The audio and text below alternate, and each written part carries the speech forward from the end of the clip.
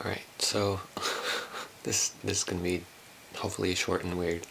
I've just been doing a lot of thinking and like getting really cynical because as a creative, I want to be putting stuff out all the time. It's just what I do. I feel that drive and it feels necessary for me. So I went back and I looked at all, like, on my YouTube channel, all like the hits and views, and trying to figure out like what did better than the other, like is there, and like tailoring it to the audience. And I realized that still to this day, the thing that has the most views is the first video that I put on there, which is Walking the Streets by Bremerton Deb Rockers. And it made me think of a few things. So I guess for context, that album literally did it by the literal book.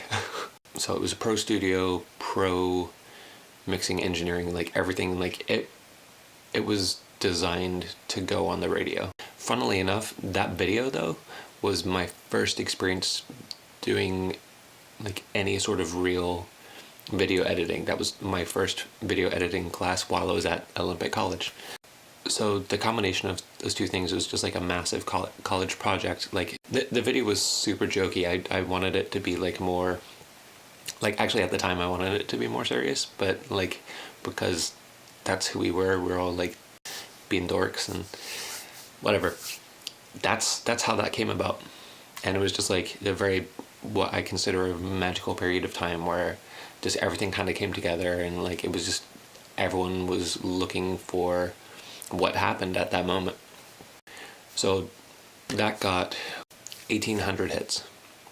Recently I've been averaging about, which is hugely different.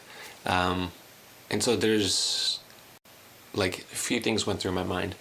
One, is it something to do with the new way that YouTube is setting up their channel, so that like you have to have so many marks or tags or whatever stringent kind of way that you make it through the filters so that you actually get displayed on the right thing. You have to have someone subscribe, they have to ring the bell for your channel, etc. Like, am I actually not getting the views that you would normally expect I would get due to that? So I ran a Facebook ad campaign which reached about 1,000 people.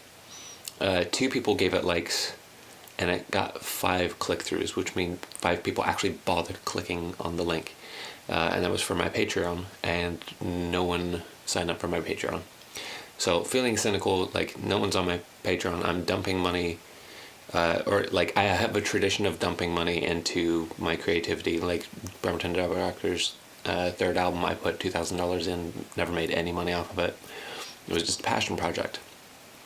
And like, although I do feel that passionately about music and creativity, I can't continue to do that. Like, one, I don't have the resources, and like this whole last stint of Lower CK projects is just like, I wanted to show that you could be creative with no money, because I have, or like had periods of having no money. Like I literally couldn't put anything into it.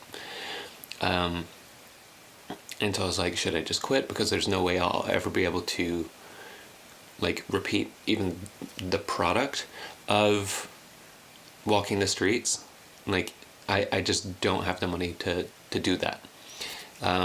Not that it is a project, it was a magical experience, and I would need the collaboration of like everyone involved. Like, that aside, I don't have the resources necessary to redo that. So that being said, knowing that I'm going to be getting diminishing returns and I don't have the resources that I would like to create, do I continue on? And then I just realized today that yes, like, Laura, all you think about is creating stuff. Why the hell are you making excuses and like waiting for resources or other people or whatever? Like, go make some stuff.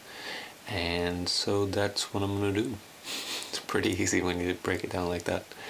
Anyway, hope you all are having a good week and that you got something out of this, and maybe it made you think about what you want in your life, and I hope you just get all the good things that you want.